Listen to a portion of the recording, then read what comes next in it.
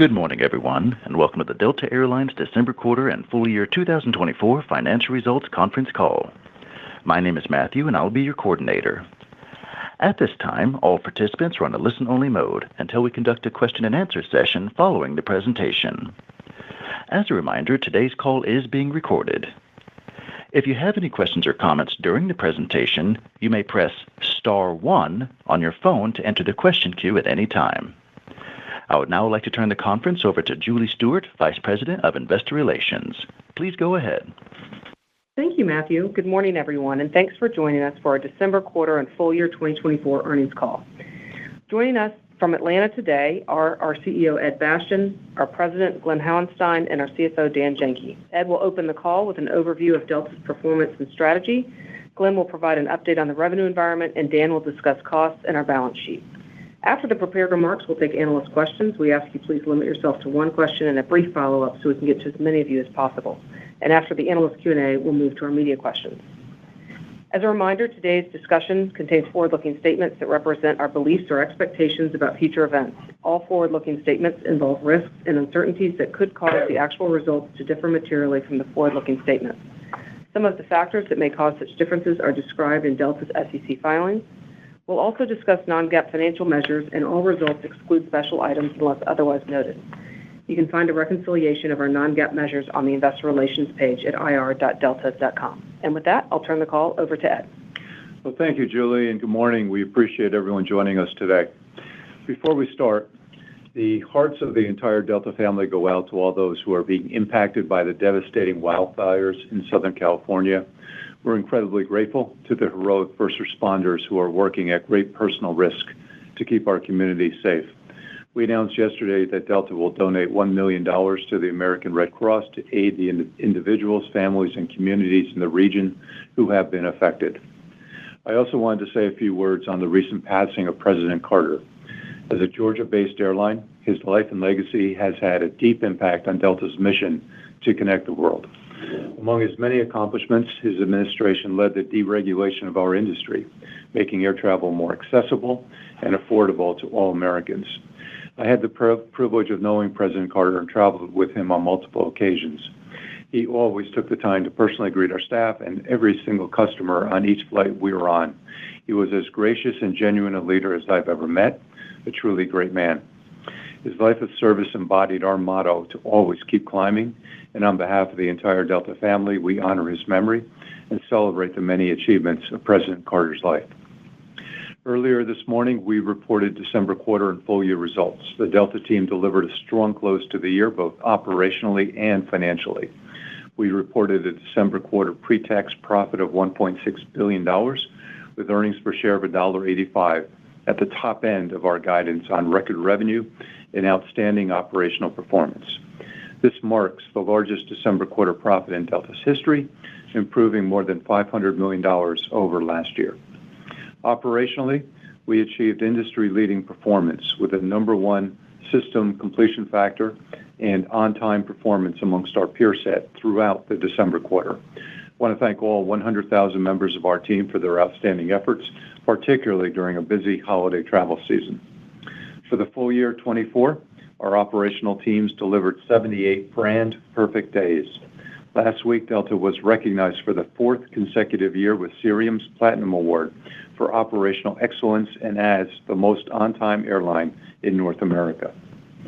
Financially, we expect our results will lead the industry across all key measures, with a double-digit operating margin and $5.2 billion of pre-tax income, representing nearly 50% of the industry's profitability. Our return on invested capital of 13% is in the upper half of the S&P 500 and double the rest of the industry. This performance reflects Delta's sustained differentiation and durability. Full year earnings per share of $6.16 was above the midpoint of our initial $6 to $7 guidance from the start of the year, when normalizing for the 45-cent impact of the CrowdStrike-caused outage in the September quarter. Free cash flow is expected to lead the industry at $3.4 billion, a nearly $1.5 billion improvement over 23. Robust cash generation supported further debt reduction and a 50% increase to our quarterly dividend during the year. Recognizing the strength of our financial foundation, S&P upgraded Delta last month, returning our balance sheet to investment-grade level at all three major credit agencies. Now, these results would not be possible without the incredible work of the Delta people. Our employees are the best in the business, and we are proud to recognize their commitment to industry-leading performance with industry-leading rewards. In 2024, we provided our employees with a 5% pay increase, and I'm pleased to announce that we will celebrate them with $1.4 billion in well-earned profit sharing on Valentine's Day in February. This will represent one of the top 3 profit-sharing payouts in Delta's history and is expected to be more than the rest of the industry combined. The Delta people are our number one competitive advantage, and our 2024 performance reflects their commitment to best-in-class operations and service for our customers. Now, turning to our outlook, 25 is off to a great start, and we are on track to deliver the best financial year in our history with revenue growth and margin expansion driving record profitability. Across the industry, carriers are taking action to improve their financial health, creating an increasingly constructive backdrop. The U.S. consumer is financially healthy and continues to prioritize spending on experiences. Closing out 2024, we saw an acceleration in air travel demand from corporates and consumers, and co-brand card spending growth accelerated. This momentum is continuing into the March quarter, where we expect to grow the top line by 7 to 9%, expand margins by 2 points, and nearly double earnings over last year. For the full year, we expect earnings per share greater than $7.35, increasing more than 20% compared to 2024 as reported. When comparing to a normalized EPS, excluding the impact of CrowdStrike, this represents growth ahead of our long-term target of 10% average annual growth. Cash generation is an important differentiator for Delta, and in 2025, we expect to generate over $4 billion of free cash flow, supporting further debt reduction and bringing our leverage ratio down to 2 times or less. As we shared at Investor Day in November, Delta has a clear, focused strategy that capitalizes on 15 years of investment in our brand, customer experience, and financial foundation. Entering our next century of flight, Delta has never been more differentiated from the industry. As a consumer brand that serves 200 million customers annually, we leverage innovation and technology to empower our people and further elevate the travel experience.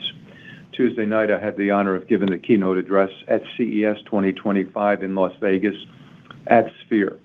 In that unique space, we honored Delta's century of connecting the world, presented our vision for the next century of flight, and previewed how Delta is driving innovation to deliver more seamless journeys from home to your seat, including new personalized experiences that are arriving in the coming months.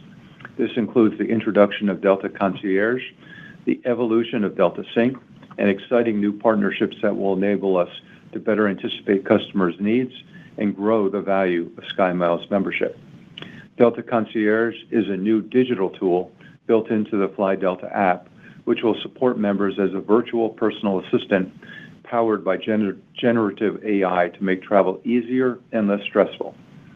The next phase of Delta Sync, starting later this year, includes a new and exclusive partnership with YouTube, the world's largest video platform, to provide access to ad-free YouTube Premium and music streaming on board via Delta Sync seatback screens and our fast free Wi-Fi for SkyMiles members.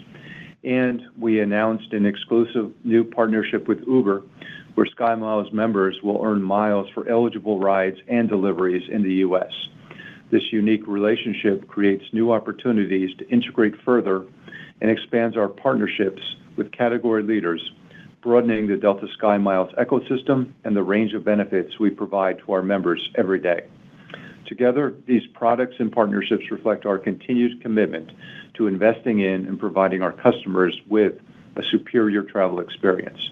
They drive greater engagement with our SkyMiles members that extend well beyond air travel, improving customer satisfaction and deepening loyalty to Delta. In closing, Delta's people continue to differentiate what we deliver for our customers and our owners. With momentum entering our 100th year, we are positioned to deliver another year of industry-leading performance. And now, I'll turn it over to Glenn. Thank you, Ed, and good morning, everyone. I want to start by thanking our employees for their hard work and dedication in delivering a great year. December quarter revenue was a record $14.4 billion, 5.7% higher than 2023 and above the top end of our guidance on industry-leading operational performance and strong close-in demand. Post-election, we recorded 4 of the top 10 revenue days in our history and saw a step-up in booking activity from both leisure and corporate travelers, driving double-digit growth in cash sales. Total unit revenue grew 0.4 of a point over prior year, with sequential improvement in all geographies. Domestically, unit revenues picked up nicely following the election, and international unit revenues improved across all 3 geographies and performed ahead of our expectations. Corporate sales grew 10% year-over-year, improving 3 points sequentially. Strength built through the quarter driven by both volume and fare, with broad-based strength in geographically and across all sectors.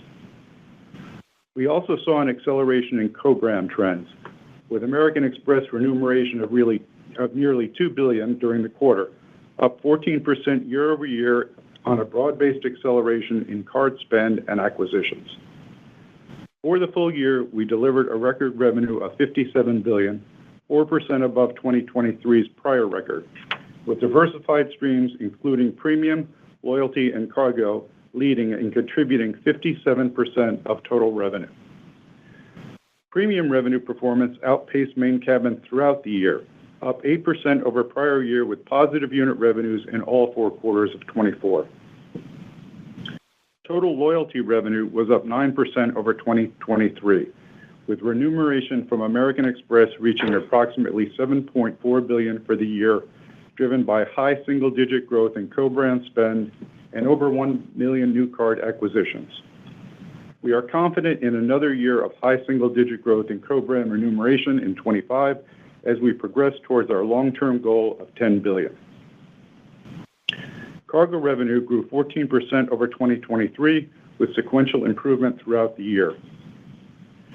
Turning to our outlook, Delta is capitalizing on demand strength and improving industry dynamics.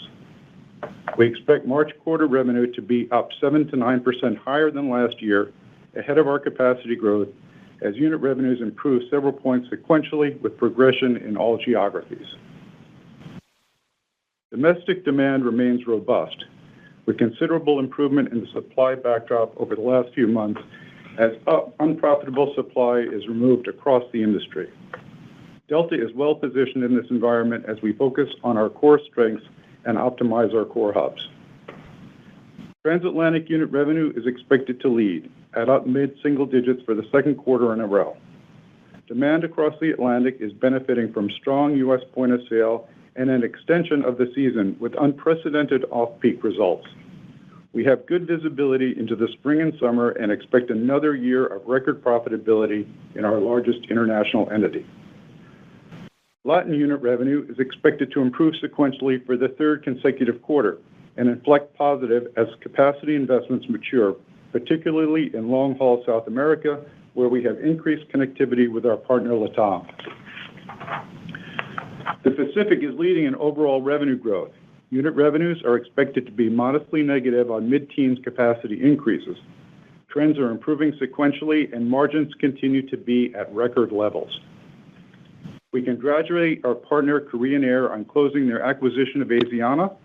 We look forward to expanding our joint venture and increasing our options for our joint venture customers along the Pacific following the integration. This merger will facilitate even better connectivity and opportunity to further expand our operations to Seoul over the coming years. Turning to our network plans for the full year. As we noted in Investor Day, we expect to increase capacity 3 to 4% in 2025, with more than 85% of incremental seats in premium cabins. Domestically, 80% of our growth will be in our most profitable core hubs, and internationally, growth is normalizing following our multi-year restoration and investment phase. We are confident in our ability to drive margin improvement in 2025 as we focus on efficient growth across high-margin premium cabins in our most profitable hubs, and we are well positioned to capture upside in the main cabin margins as industry health improves. In closing, we had a great 2024, and I'm excited about Delta's opportunity to make our centennial the best year in our history. And with that, I'll turn it over to Dan to talk about the financials. Thank you, Glenn, and good morning to everyone. I'm incredibly proud of the Delta team for their hard work in 2024. We closed out the year in a position of strength. In the December quarter, we delivered a record fourth quarter revenue and profit with earnings of $1.85 per share at the top end of our guidance and more than 40% higher year over year. Operating margins of 12% were up 2 points over the prior year. For the full year, we reported a double-digit operating margin, earnings of $6.16 per share, and a return on invested capital of 13%. With strong operational performance through the year and a company-wide focus on efficiency, the teams delivered on our full-year target of low single-digit non-fuel unit cost growth. During the year, we invested in our people through pay and benefit increases and in our customers with ongoing rollout of our fast, free Wi-Fi for SkyMiles members, the introduction of our 3 Delta One lounges, and the completion of generational airport upgrades. Delta is investing at levels unmatched in the industry while delivering better relative non-fuel cost performance. Operating cash flow for the full year was $8 billion, and after reinvesting $4.8 billion back into the business, we generated free cash flow of $3.4 billion. Strong cash generation supported debt repayment of $4 billion, including $1 billion of early repayments. We ended 2024 with gross leverage at 2.6 times and unencumbered assets of $30 billion. And in the December quarter, our balance sheet returned to investment grade at all 3 major credit rating agencies, differentiating Delta and reflecting our financial durability. Now, turning to our outlook. As part of our ongoing effort to focus on the primary financial metrics that drive shareholder value, we are providing full-year guidance that aligns to the 3 to 5 year financial framework, including EPS, cash flow, and leverage. On a quarterly basis, we'll be providing guidance for revenue growth, operating margins, and EPS, with directional color on unit metrics. For the March quarter, we expect revenue growth of 7 to 9%, an operating margin of 6 to 8%, and earnings of 70 cents to $1 per share. This represents more than 2 points of margin expansion and a nearly doubling of earnings at the midpoint. Non-fuel unit cost growth in the March quarter is expected to be up low single digits year over year, with performance similar to the December quarter. As the year progresses, we should see improvement in non-fuel cost growth as we continue to drive efficiency. For the full year, we expect earnings per share ahead of our long-term average annual growth target of 10%, with earnings of greater than $7.35 per share, free cash flow of greater than $4 billion, and leverage of 2 times or less. This outlook incorporates margin expansion opportunities in our control, including improvements from revenue mix as we grow high-margin streams like premium and loyalty, while driving efficiency across the business. As Ed and Glenn noted, the industry backdrop continues to improve, providing potential for additional margin upside from the main cabin.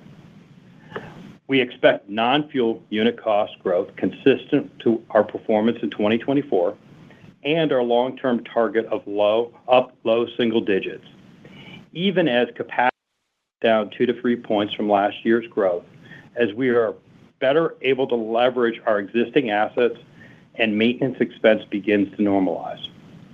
This will help fund ongoing investments in our people and our customer experience. In 2025, half our expected capacity growth is being funded by improved utilization of both our mainline and regional fleets, with incremental capacity deployed primarily into our high-margin core hubs. We are growing into our workforce and expect another year where headcount growth is below capacity as our people gain experience with opportunities across our operational groups. 2025 is the final year of our generational airport developments. With their completion, we are now well-positioned for the next several decades. With a premium ground experience that is unique to Delta, given the long-term nature of these investments, cost per employment will improve over time as we grow into our assets. Strong cash flow remains an important differentiator for Delta. Our outlook for more than $4 billion of free cash flow is 10% of our current market cap and more than $500 million improvement over 2024. Capital allocation, we expect to reinvest $5 billion of capital into the business, including approximately 40 aircraft deliveries and continued investment in technology and facilities, including Sky Clubs and Delta One lounges. Beyond investing in the business, debt paydown remains our priority. We plan to pay cash for $3 billion of our 2025 debt maturities this year, and will opportunistically repay higher cost debt to end the year with gross leverage of 2x or less, progressing towards our long-term target of 1x. In closing, Delta is executing against our long-term financial framework and creating significant value as we expand margins, deliver durable earnings and free cash flow, and further strengthen our investment-grade balance sheet.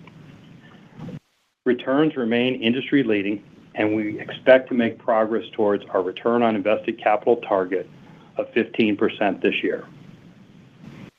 We are excited about our momentum as we enter a historic year for Delta. I would like to thank our people for all they do every day. Now, with that, I'll turn it back to Julie. Q&A. Thanks, Dan. Matthew, we will now open it up for analyst Q&A. Certainly. Everyone at this time will be conducting a question-and-answer session. If you have any questions or comments, please press star one on your phone at this time. We do ask that while posing your question, please pick up your handset if you're listening on speakerphone to provide optimum sound quality. We do ask that all Q&A participants please limit to one question and one follow-up question, then re-enter the queue. Once again, if you have any questions or comments, please press star one on your phone. Your first question is coming from Catherine O'Brien from Goldman Sachs. Your line is live. Hi, everyone. Thanks so much for the time. It's good to be back on one of these things.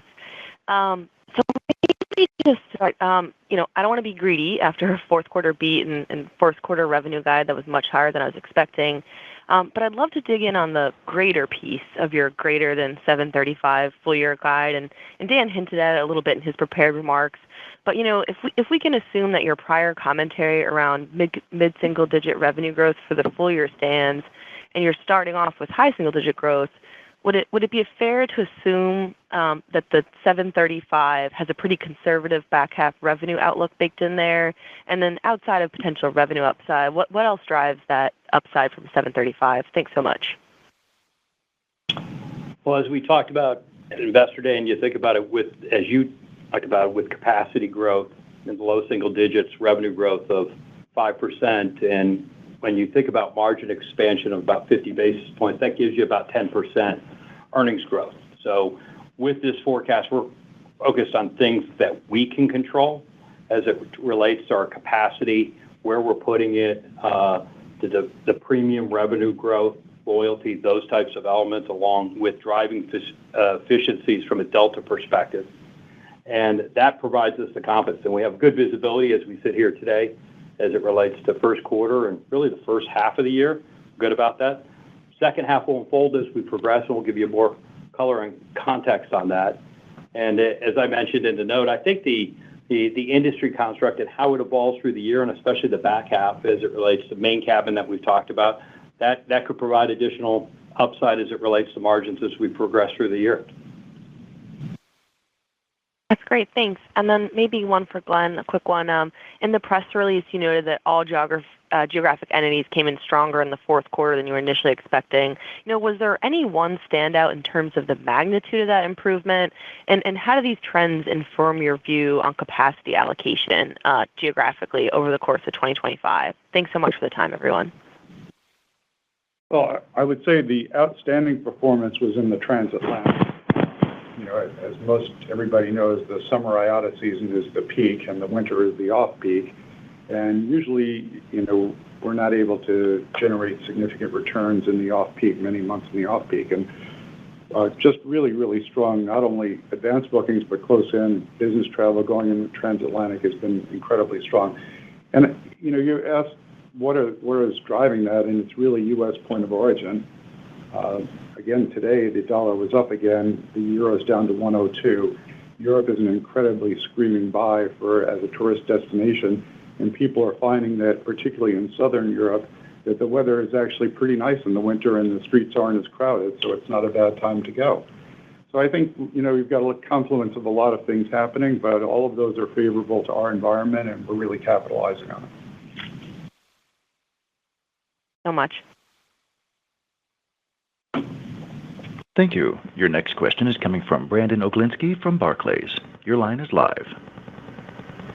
Hi, good morning, everyone, and congrats on the results today. Nice to see the market taking notice.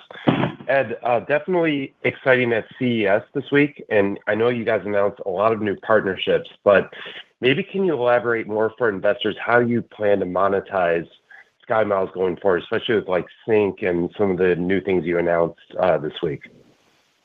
Well, thanks, Brandon. It was good that you were out there to see it. It was an exciting week for Delta. The question of monetization is interesting.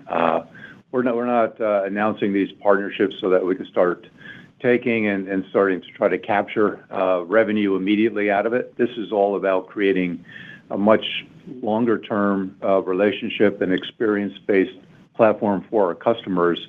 The monetization opportunities will unfold in due course, but the more valuable item in my mind is how we're growing the value of a SkyMiles membership and wanting our customers to continue to demonstrate an even greater amount of loyalty to Delta as part of that, giving them more reason to be flying Delta than ever before in every step of the journey. The Uber relationship is unique, and it's exclusive, and it's new. It's something that, as we think about Uber and the impact not just for Uber, but Uber Eats as well, I think will have a big impact on them as well as with us. YouTube is going to be a huge enhancement for our in-flight entertainment product offerings, and it's going to drive more and more signups to be part of the SkyMiles program. So we'll talk about monetization at some point in the journey, but that's not the initial goal of what we're doing here. Definitely appreciate that, Ed. And then Dan, can you give us some insight into some of the levers you're pulling this year on keeping CASM low single digits? Maybe we underappreciate how much network restoration costs were in the last couple of years. Yeah, I think consistent to many of the items that we talked about at Investor Day, they come down to a few. That the so-called investments that we'll make in cost related to our people and the growth in seniority. We still have in 2025 the airports coming online and the full run rate of those developments, along with the rate and inflationary elements that we're seeing in those, and that will be somewhat consistent to what we saw in 2024, and the continued investment in customer experience. But then, as you were alluding to, on the efficiency side, it's really getting better utilization out of our assets and investments that we made. Part of it is the fleet and the network. It's about, the growth is going into the higher margin. Glenn alluded to it. The premium seats are driving the vast majority of the seats that we're adding. The capacity that we're adding is going into the low-cost, high-margin core hub structures, over 80% of the incremental capacity. Half of the growth of capacity is coming from the utilization of the fleet, mainline and regionals. We expect the regionals to be back to full flying of our assets. We have that capability, so that inefficiency has been sitting as part of our financials and in our run rate associated with it. The workforce, the Delta teams and contractors, we put that capability, and Ed really pushed us and the team to put that capability and get that operational excellence as we restore the airline, and we're growing in to that experience. So this year you saw us grow the airline 6%, and on average, headcount was up 2. We ended the year on a year-over-year basis flat as we start to now step down into 3 to 4% growth. So you're starting to see that experience come through and getting that. And then we think in Delta, we have the unique element as it relates to maintenance. John and the team at Tech Ops, we've the high level of volume of activity. That will start to normalize, and then you get the improvement in that whole maintenance supply chain. Turnaround times are still, they talked about at Investor Day, well above historical levels. They were stable in 2024, but in 2025, we expect to start to make progress. The question will be, how much progress does the industry make? And we want to be part of leading that improvement and driving that efficiency. And that team there is gaining experience. So across all these, I wouldn't say they were network inefficiencies. I'd say just across the company, we have the opportunity for broad-based efficiencies and grow into our airports. Those will over with time. And then we also talked about this at an Investor Day. I think we're just at the doorstep of what technology can unlock over the long term. And that won't see big dollars associated with that in 25, but that's multi-year for the next 3 to 5 years that we're quite excited about what that can do for the company. Thank you both for the answers. Thank you. Your next question is coming from Connor Cunningham from Melius Research. Your line is live. Hi, everyone. Thank you. Glenn, obviously a really solid start for 1Q, but there's a lot of moving parts this year from the calendar, and I think you benefited from the MAX grounding last year. So your comps are actually particularly difficult. So shouldn't we expect a somewhat strong sequential acceleration into the spring? Just trying to understand if your actual core results are even stronger than what you're reporting here today, even though those are really good too as well. Just any thoughts there? Thank you. Well, I just say, we're experiencing a very, very strong demand period as we see our sales. In January, we usually don't post record sales. We've had 2 of our top record sales days since the beginning of the year. And so I think, early signs are that this is going to be a very, very strong year for us. It's too early to call the second and third and fourth quarters, but what we can see in the first quarter and maybe into April is a really, really strong demand set across all entities. Helpful. And then maybe I think a lot of the just around the idea of better supply in the U.S. domestic market, but I think there's an argument to be made that there's an even better supply story on the international side. Wide bodies are hard to come by. There's some engine issues there as well. Can you just talk about the international setup as you look from a supply standpoint and what that could mean for the Atlantic again this year? Thank you. Yeah, we're really, really excited about the way the spring and summer are shaping up in terms of competitive capacity in the transatlantic. And, I think all the basis points are in there for another record year in the transatlantic. Again, early in the booking, we have the real big transatlantic booking season coming up over the next month and a half as people firm up their plans for summer travel. But I expect that we're going to see a very, very robust returns. And I'd also point out that last year we had the Olympics in Paris, which was a very big negative for us as we passed through the summer quarter starting in late June and through the July and August peak. So I think not only do we have a great competitive dynamic, but we also have some things that are uniquely beneficial to Delta as you look at this summer's performance in the transatlantic versus last summer, knowing how big we are in Paris. Awesome. Thank you. Thank you. Your next question is coming from Tom Fitzgerald from TD Cowen. Your line is live. Hi, everyone. Thanks so much for the time. Could you mind maybe elaborating a little bit on what you're seeing across customer segments, so business and leisure, as well as by age cohort, so maybe boomers and Gen X versus some of the millennials? Sure. Well, I'm happy to report first on the second part of the question that boomers are driving the premium. And being a boomer myself, I'm proud of us driving our premium results, which is, I think, great for now, but also great for later because we know as people continue, as the cohort continues to age out and the new generation passes that threshold of wanting to buy more premium products and services, the newer generation is wealthier and we have a bigger share of that generation. So excited not only for today as the boomers are driving it, but excited for tomorrow as we pass it on to the next generations. So that's the question on. And then across the spectrum, consumer leisure very strong. Demand across corporates very strong. Unit revenues in the fourth quarter, as we point out, our sales in the fourth quarter up 10% on corporate sales. Those trends are continuing into the first quarter, so continued very strong growth. Our surveys out, we survey the corporate traveler every year, the corporate travel managers. I think the number was 90% expected to exceed or meet last year's spend. So all the components that we see are driving a really robust demand drop as we sit here in January.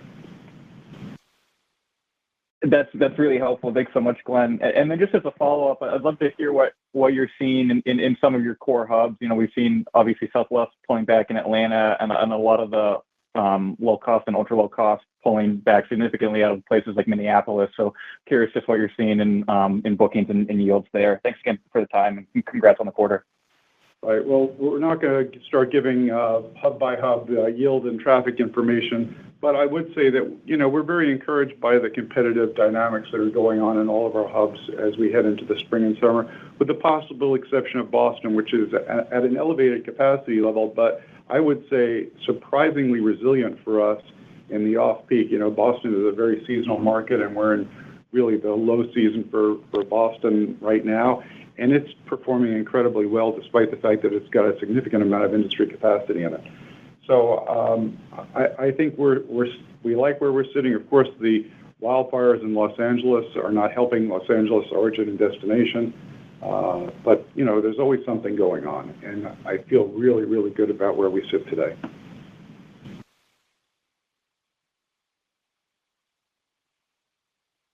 Thank you. Your next question is coming from Jamie Baker from J.P. Morgan. Your line is live.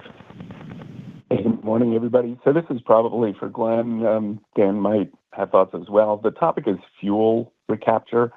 You know, at one point in the not too distant past, you know, my professional lifetime, it could take up to a year for the industry to recalibrate to higher input costs, higher fuel costs. But, you know, given the evolution we've been on, it now seems like, you know, higher fuel can be recaptured somewhere inside of 2 quarters. Okay. When we think about that past precedent, though, yield production was, I don't know, kind of modest. Whereas today we're in a strong environment, at least in most markets. So that's my question. With yields already being pretty strong, do you think that that alters the calculus? Does it make it harder and longer to recapture higher fuel? Or do we still get to that 100% recapture mark inside of a couple of quarters? I believe that it's never been shorter.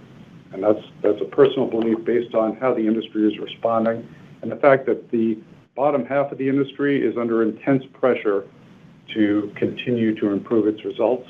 So I think that backdrop is what you have to focus on in terms of fuel recapture. The industry needs to recapture that fuel faster than it has in the past.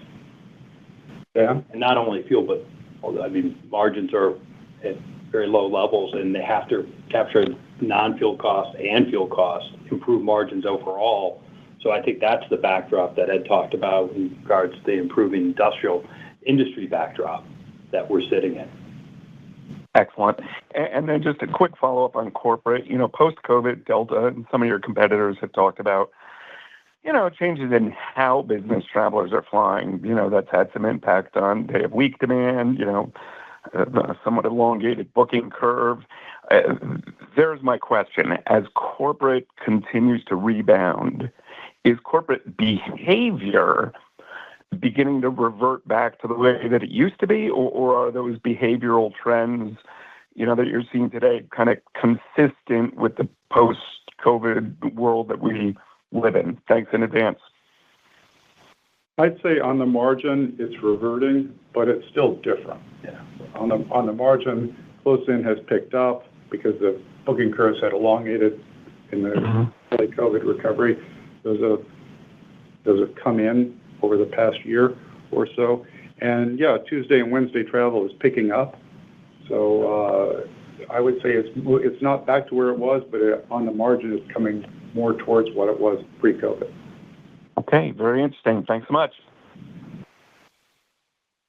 Thank you. Your next question is coming from Duane Pfennigwerth from Evercore ISI. Your line is live. Hey, thanks. Just to maybe continue that theme. As we play back the fourth quarter, what was the revenue surprise really driven by? There was some stronger post-election trends, which obviously some of the hotels called out. But do you think the compressed period between Thanksgiving and peak holidays actually stimulated compression in corporate? And how would you mark that corporate recovery, excluding some of the seasonal noise, into 2025? I think clearly for the month of December, a late Thanksgiving is helpful for the month, but when you put those 2 months together, I don't think it's that much different whether it compresses or doesn't compress.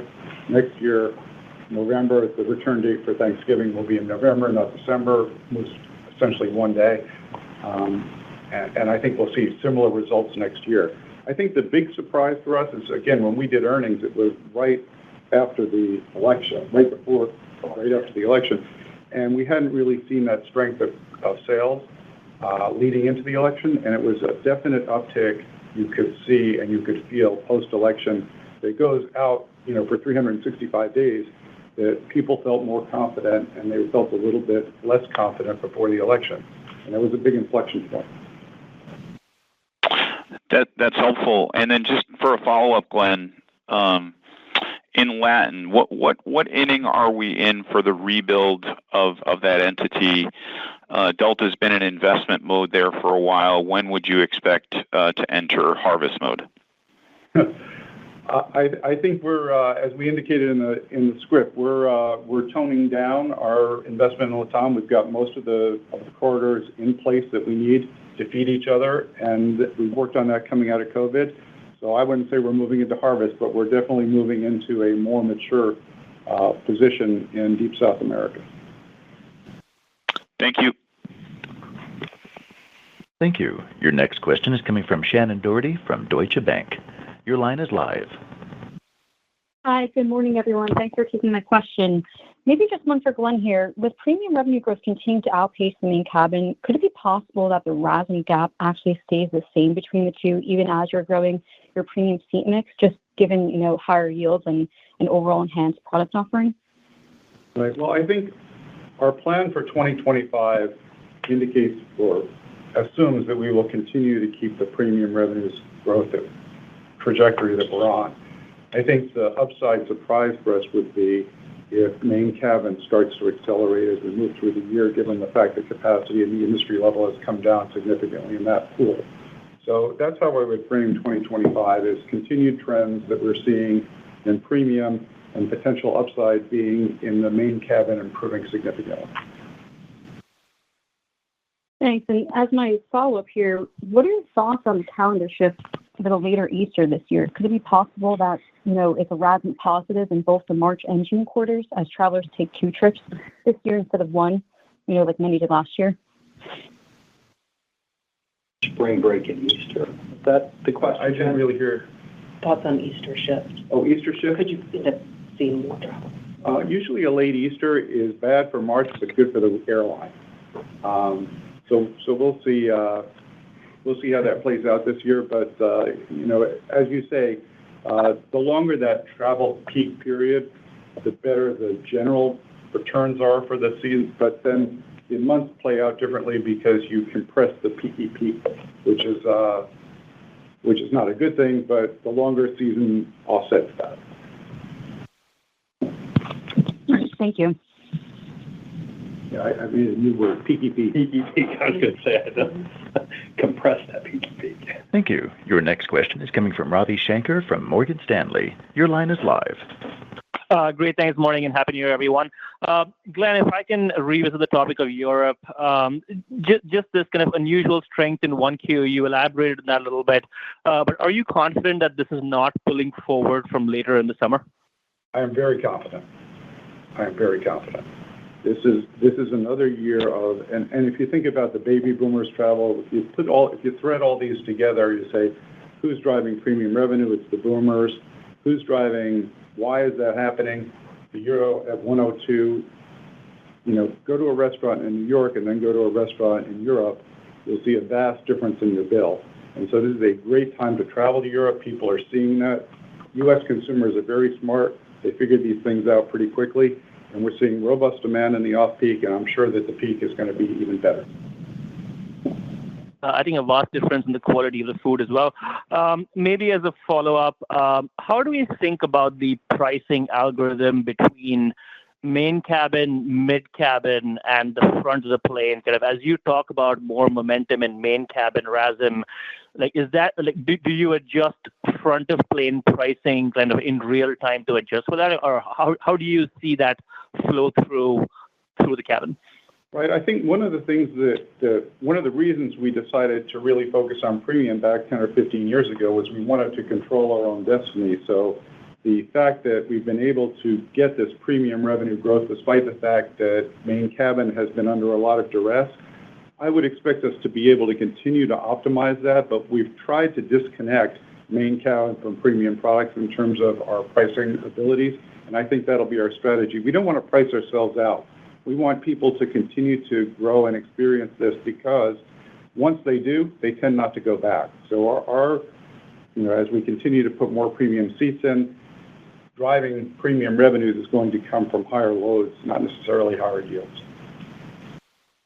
Understood. Thank you. Thank you. Your next question is coming from Andrew Dodora from Bank of America. Your line is live.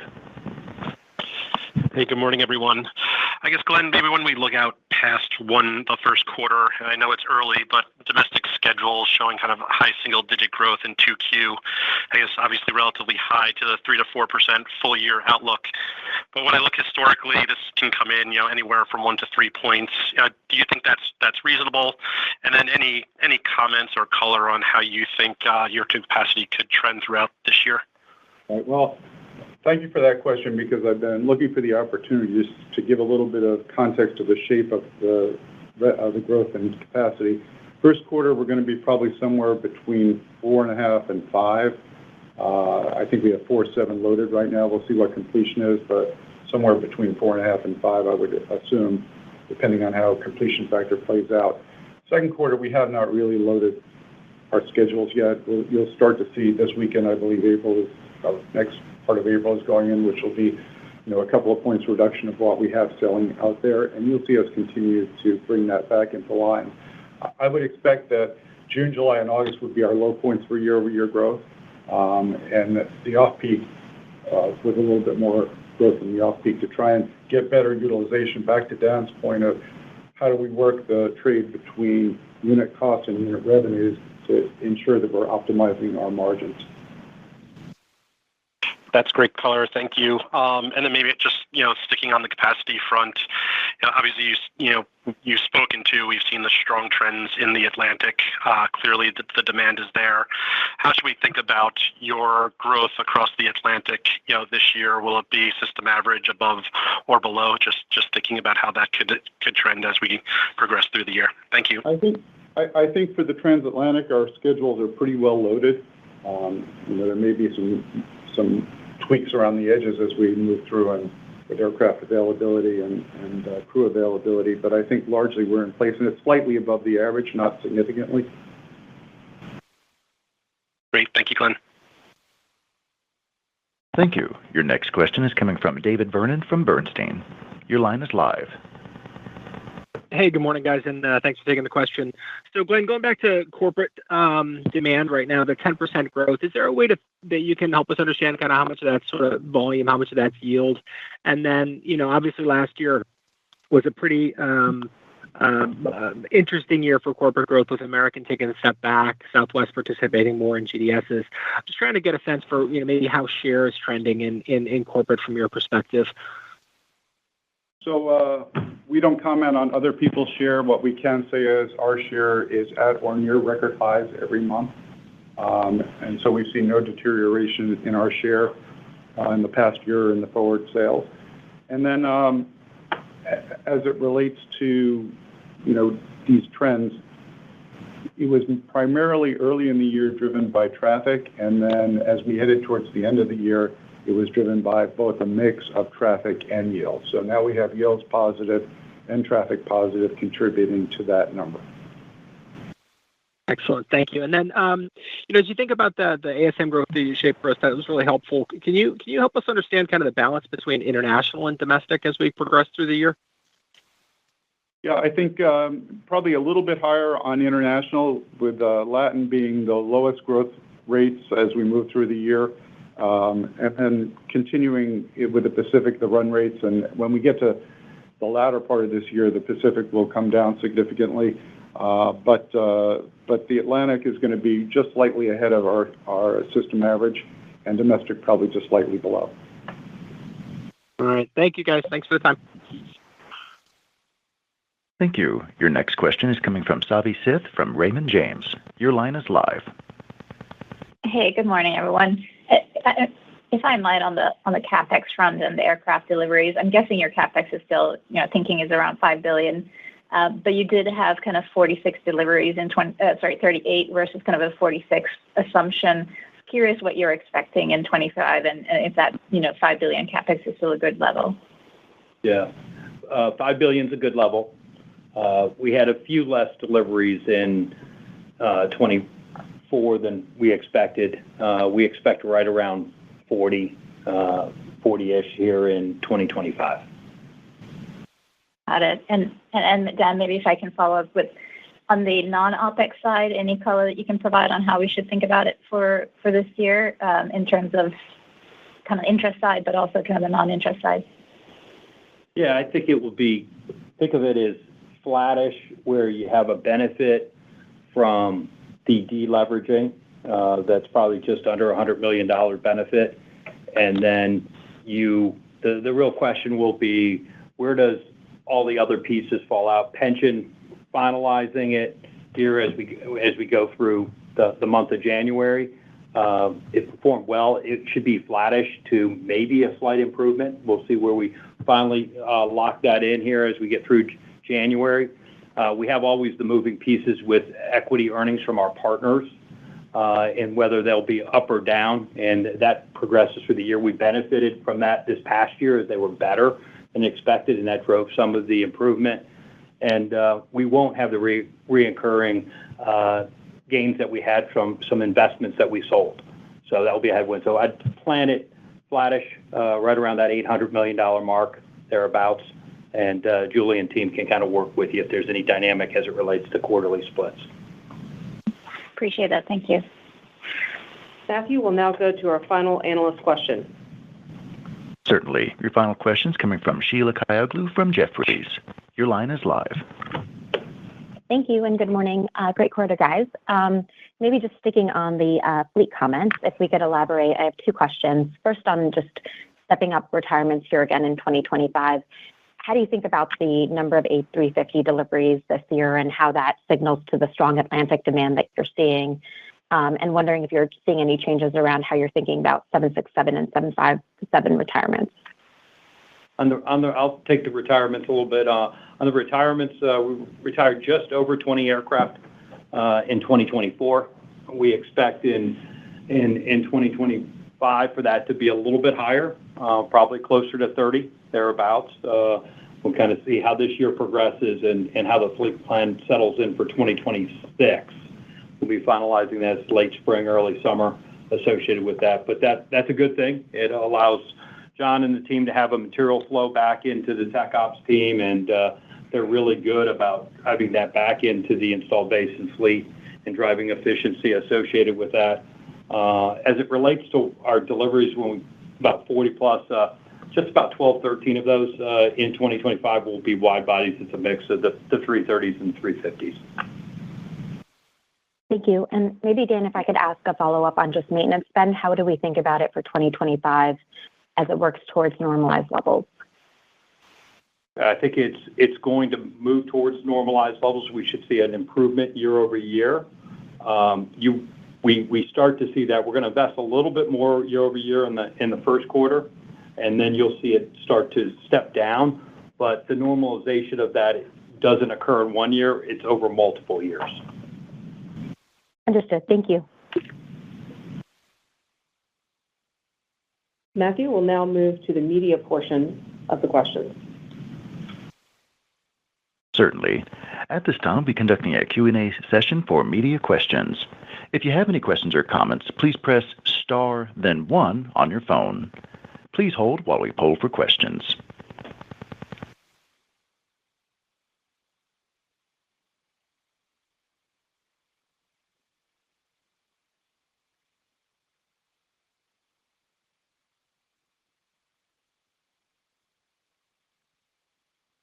Thank you. Your first question is coming from Leslie Joseph from CNBC. Your line is live.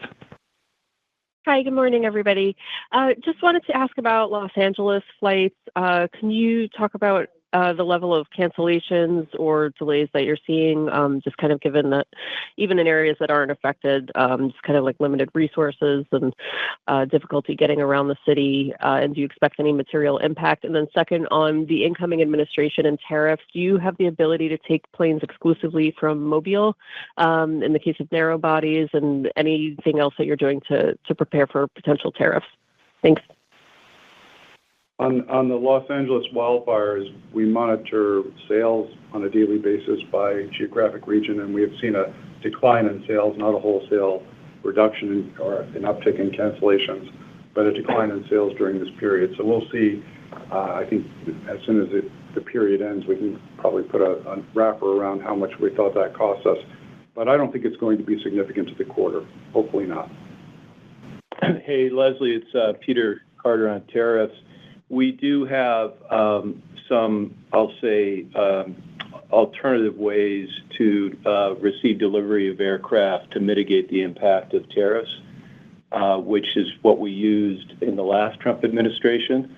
Our hope, of course, is that Airbus is not subject to tariffs because, as we know, a substantial portion of those aircraft are produced in the U.S. and employ thousands of Americans.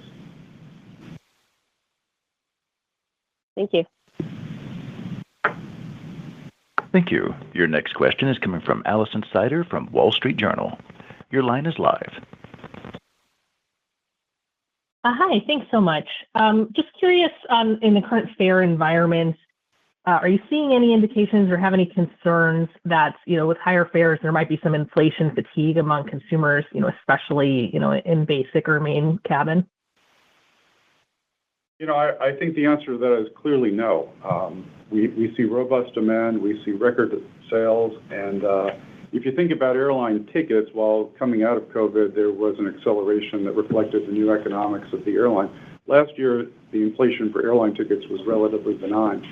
So it's really driving volumes and slightly higher fares, but not anything that we think is going to destroy value over the medium or long term. Okay, thanks. And, we've just seen other companies and other industries rethinking sustainability pledges and DEI commitments, and I'm just curious if there's anything you could share, if there's anything Delta's kind of reevaluating in either of those spaces. Again, good morning. It's Peter Carter. No, we are not. We are steadfast in our commitments because we think that they're actually critical to our business. Sustainability is about being more efficient in our operations, and really DE&I is about talent, and that's been our focus. And of course, the key differentiator at Delta is our people. Thank you. Thanks, Allie. Matthew, we have time for one more if we could get one in, please. Certainly.